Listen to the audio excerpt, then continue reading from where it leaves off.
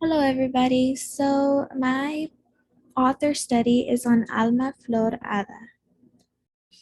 So, Alma Flor was born in Camagüey, Cuba on January 3rd, 1938. She comes from a very long line of family members that are storytellers, poets, and educators.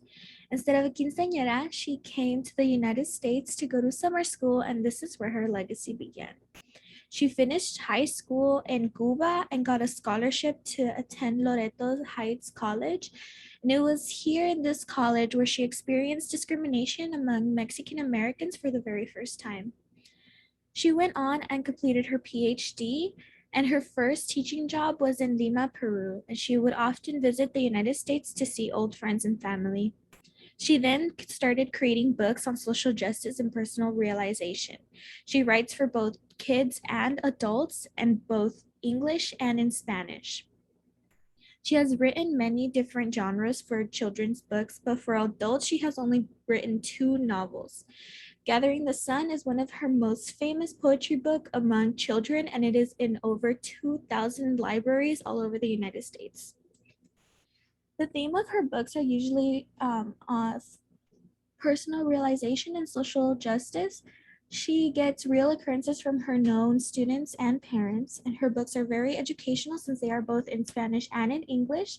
And it also talks about grown up topics such as social injustice and all the topics students should be learning and be introduced at that age.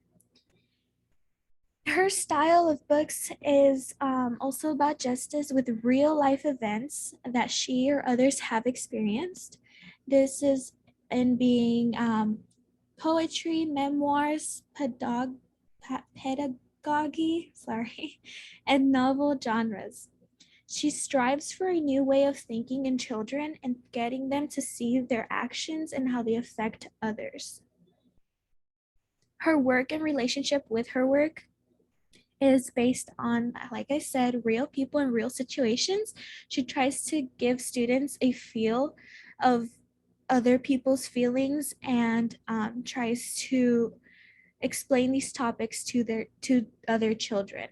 She is known for her educational books, folk tales that she has retold, and her picture books. Those are the most famous.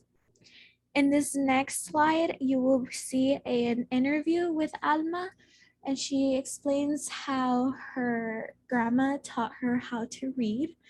And I just added 30 seconds, so I will stop abruptly. But I had a blessed childhood. I lived with my extended family in my grandmother's house. And she's the person who taught me to read. She taught me to read in a very amazing way. Even though she was a teacher and there was plenty of paper at home, she taught me to read by writing words on the earth with a stick as we walk around our farm. Whatever there was something that caught my attention or that she knew was of interest to me, she'd spell the name. And so that was her speaking. Honestly, I feel like she has a very kind nature to her. And I do see her as a children book author. She has inspired me so much just by doing this research on her, and I really admire her and her work. And I hope to have the same impact as she has to children as being a teacher. So, yeah. So, some activities I have come up with.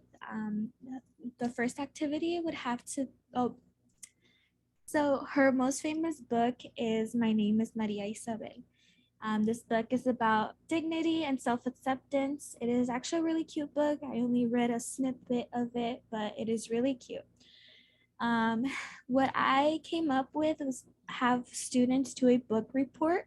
And as you can see here, it's sort of like a pamphlet where they have to cut up and just draw and stuff like that. So I think it'll be pretty cute, and it'll give them their own perspective of the book. And this is how me as a teacher will see if they understood the lessons and the main points of the book.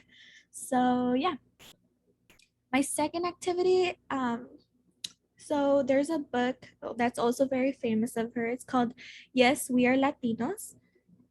It is about individual stories of indigenous people living in the United States and telling their story about living here and their background story and where their family's from and all kinds of it's actually really interesting.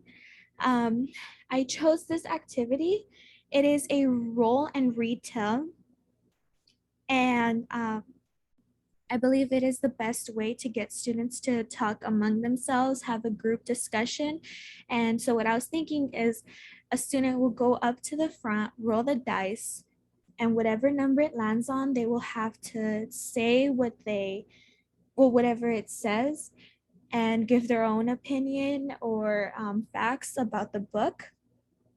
And that will also get me to see if they understood the book and have any problem trying to figure it out or just anything. And yeah, I just thought this was a really great activity for students. And yeah, so thank you so much for listening to my presentation. I really got inspired from her. She is awesome. She's a great lady. I really liked her. Anyway, thank you so much. Bye.